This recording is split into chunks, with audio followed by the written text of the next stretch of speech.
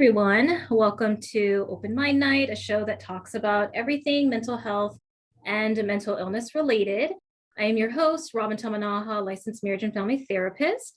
Joining me on this episode is my guest, Tiffany Romito. She got her master's degree in special education, is a special education teacher and writer for BP Hope magazine for bipolar disorder, and has been featured in Healthline and the National Alliance on Mental Illnesses newsletter.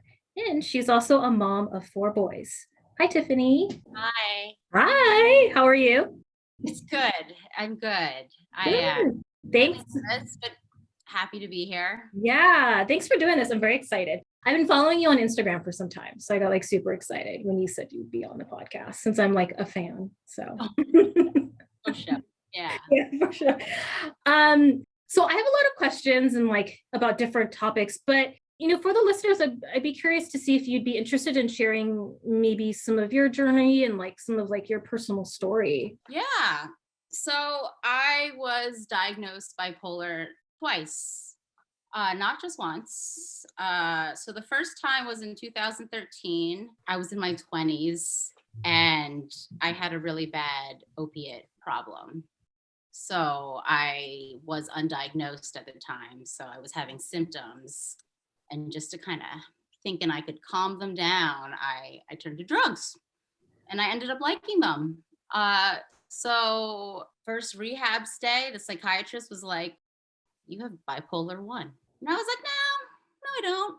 So it took some time after that. So about 4 years later, I got diagnosed again and I took it seriously since then.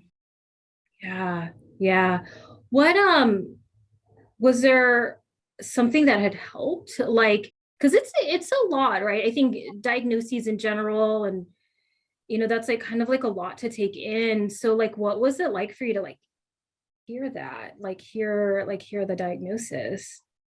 Well, the first time, I really wasn't ready to give up the drugs when I was in rehab. It was involuntary. I had a psychiatric stay because I had committed suicide or attempted to commit suicide like a week prior getting sent in.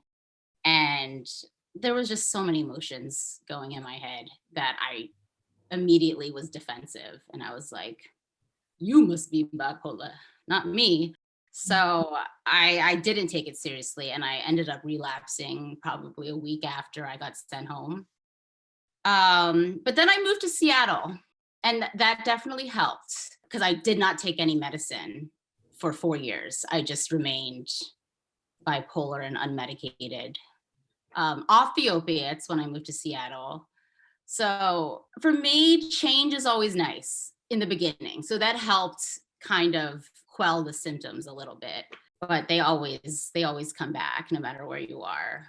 So was there something about Seattle? Like, what was it that had helped as far as that? I met my husband and we procreated pretty quickly. As she said, I have 4 kids. So after my second kid, they were 15 months apart, I had severe postpartum depression, like psychosis, and I ended up getting arrested one night.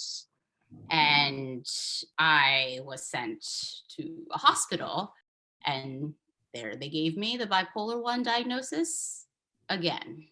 So after that, I really, really started the therapy and the medication management plan and put in the work. So for me, I always learn things the hard way.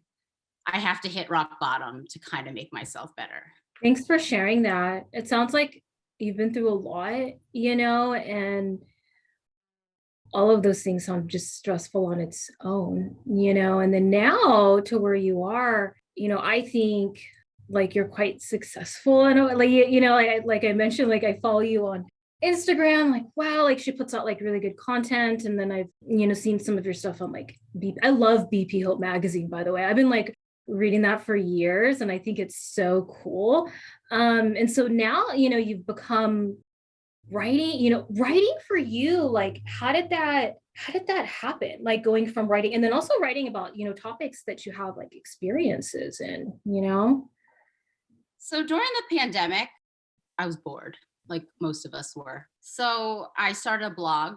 It was called farmerish.org. It's still around because we had bought this little farm and I put pigs and goats and bunnies and all sorts of animals that I probably shouldn't have. But anyway, I started this blog and I was just open about it. It started with my About Me section, and it was like, you know what?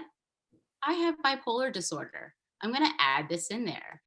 Because at first the blog was going to be like farmerish based, but then I realized I know nothing about that. But what I do know about is life with a mental illness. So that kind of turned into a lot of opportunities with BP Hope, NAMI, Healthline. So it's funny how like the smallest thing can turn into something that you have no idea. Yeah, it sounds like for you, it was a pretty organic process in that, like going from like like your personal blog and then transitioning also kind of going more into like the writing and especially for magazines. That's pretty neat. Yeah, and then I was published, which was I did not expect that to happen either. So it was a whirlwind of a year for the writing for sure. And that definitely helped like manage my symptoms because I can get it out on paper when I'm typing, just my thought process. And honestly, how I talk is how I write. So everything you read are just jumbled thoughts kind of put nicely together. Yeah. What when did your social media start? I started that like 2021, I would say. I mean, I always had an Instagram account. I've always had a Facebook, but not to promote Mhm. just family pictures and things. So I started social media about a year ago. Yeah.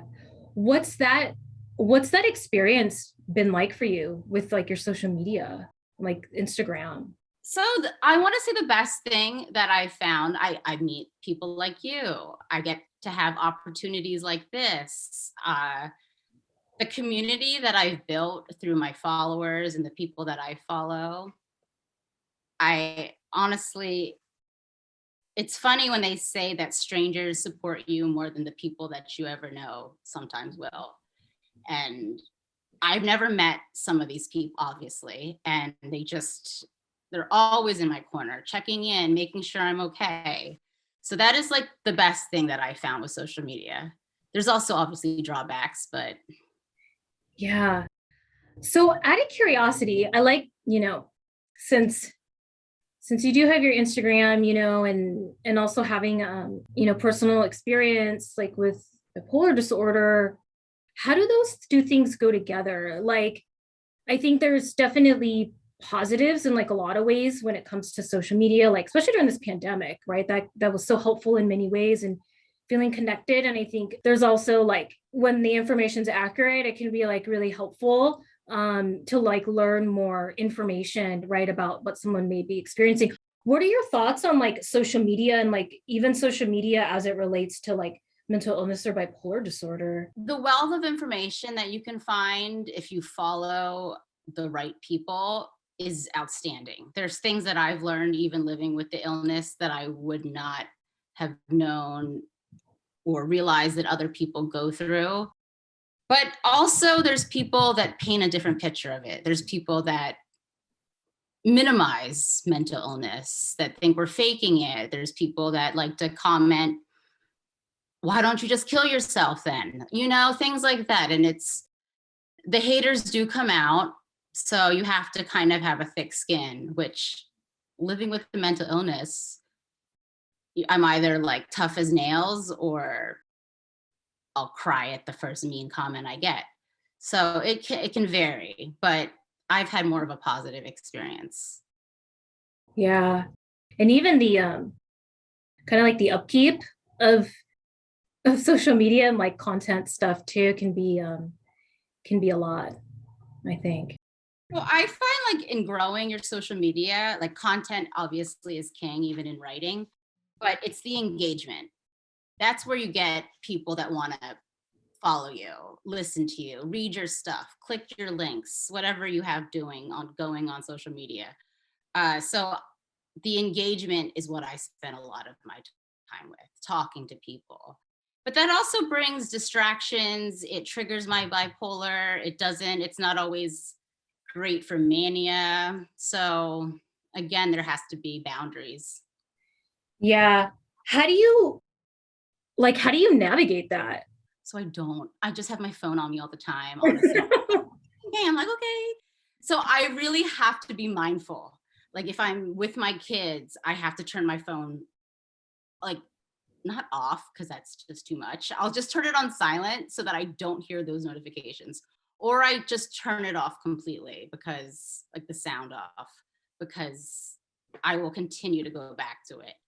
And it's Mhm. almost like the mania drives it because it's triggering something in my brain that's like, come on, do this. This is fun. This is exciting. So it's hard for me to like put myself back into that stable place of where I am focusing on the things that are important, like making dinner for my kids, going over homework with them. So it's distracting for sure.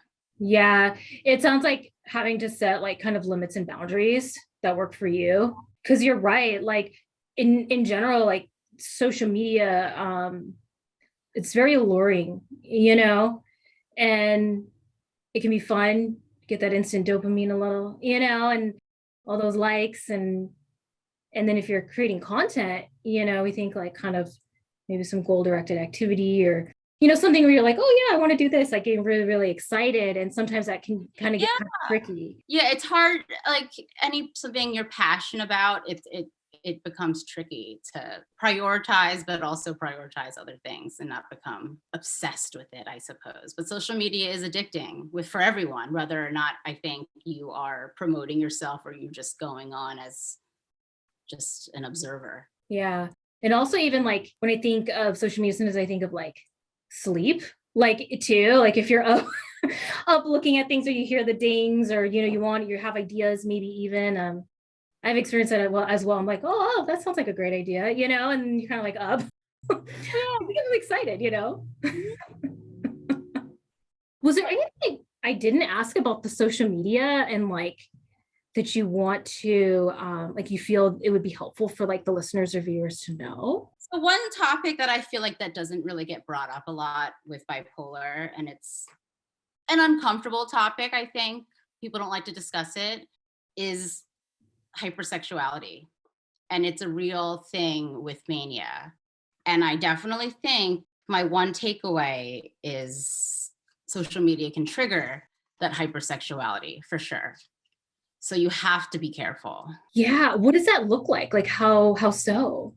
So, in order to grow, for me, for instance, sadly, that I've noticed is if I put a picture of myself as the post rather than just a caption of my words, the post with myself will perform better. If I sexualize it, it'll perform even better. And by sexualize it, I mean, a little off the shoulder thing, but it draws in attention, of course. And you're trying to get that attention because you're trying to raise your engagement.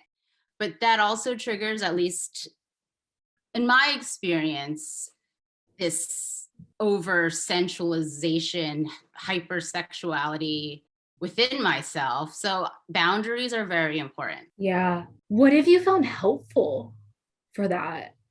The block button. Yeah, just the block button. Because also in my beginning days, I was told that I should engage, I should talk to everybody. Because the truth is, even though I do post pictures like that, that might not be niche mental health related, the captions usually are. But my audience typically, whether they range from people with bipolar or they're neurotypical, everyone has mental health, like we all go through things. So I try to talk to everybody, but there are people that are very inappropriate that I have to have the block button for. And Yeah. that's Yeah, definitely.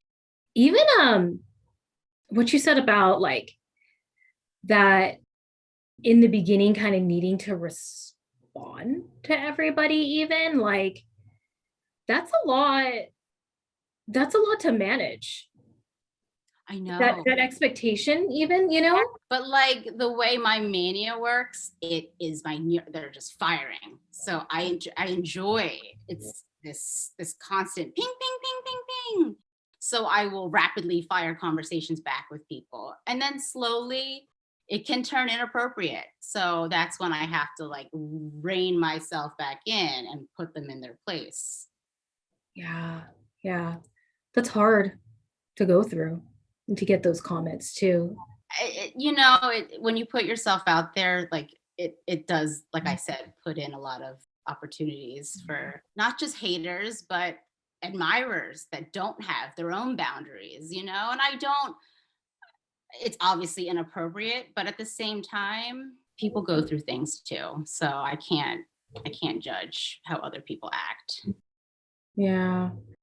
Have there like the other side of it? I know like in the beginning kind of you touched on the connection or like meeting others, have there been comments or responses or experiences that were like super positive when it came to like your social media and like your Instagram and everything? Always, always, especially like the ones that actually read my captions or understand like the underlying message that I'm making in a seemingly silly reel or TikTok, is that people resonate with it.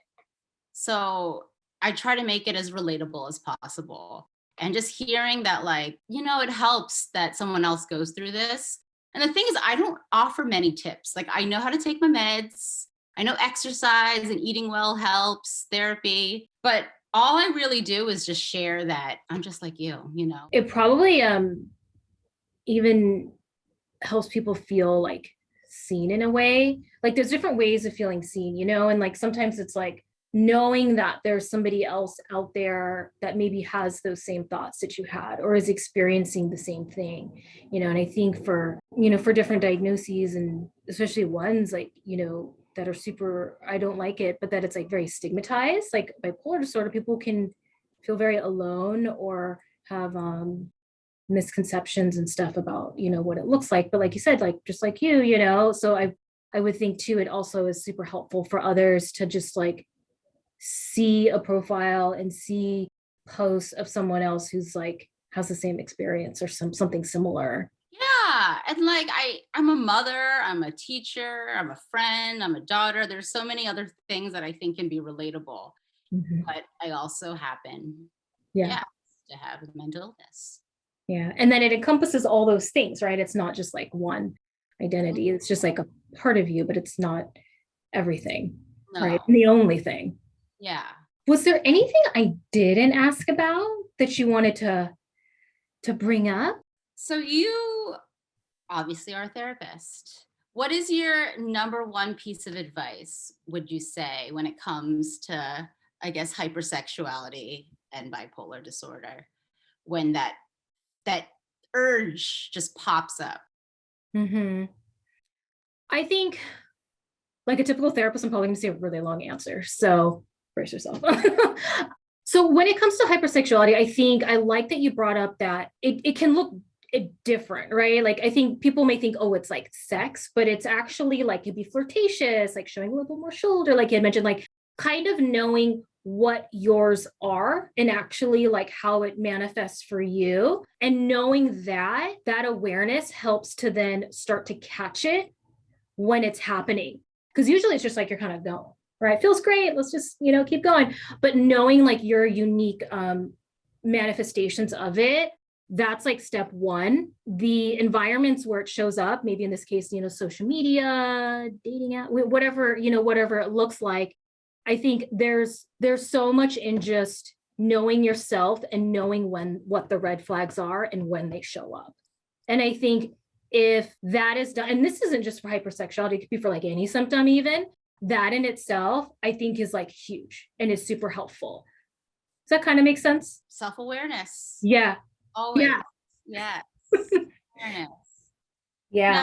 that's really important. I have like, I know when things are poor choices, so there's the self-awareness, but the output is tends to be a similar behavior. So Mm. it's very like conflicting, but I am working on it. And not obviously the hypersexuality piece, just the whole Yeah. spectrum of bipolar disorder. Yeah, I always say it can be hard to tease apart, especially when it like is something it brings up a lot of emotion or it feels really good, whatever the symptom is. So it's kind of like knowing, okay, is this me or is this maybe an episode or a symptom? And kind of starting to kind of piece those apart. Cause sometimes I hear people say like, but how do I know? Or kind of struggling to trust myself, or like, how do I know if it's this or that? And it's like, well, let's kind of take a step back and actually do that separation, like kind of you versus the episode or you versus the symptom. Is that something you would normally maybe do, or is that kind of maybe like a tad bit out of character? So I am run by emotions and feelings, and I'm very emotionally driven. I don't look at logic. So it's a hard Or- concept to me, and I'm very impulsive. So I will feel something, then act, Yeah. rather than feel, think, act. Mm-hmm. So I really have to put that logic piece, like wedge it in between there. Yeah. And it's easier said than done. Like honestly, like it really, really is. And it's essentially just kind of that self-awareness, kind of knowing like your timeline. And oh, like I always say to people, like, we're just gonna non-judgmentally kind of reflect back and what things kind of where things kind of butt up. And then that helps to kind of create a game plan as far as moving forward. But it's a huge long process, and it's really hard to do for sure, especially if it's like on your own, you Yeah. know. Yeah, but I know some have like, whether it's therapist that's able to do that reflection back, or partner, whoever, they can kind of see things like they're outside of you, so sometimes they can like see and be like, hey, I'm kind of noticing, just kind of reflecting when they're noticing is sometimes like also helpful to kind of start to practice that. Yeah. Yeah. And I noticed it with my kids, especially like because I am hyper aware of their needs and wants. And when I can tell when they sense that I'm getting either manic or I'm falling into a Mhm. depressive episode. And that's my catch. That's when I know I need to pull it together, call my therapist, do some form of self-care to kind of Yeah.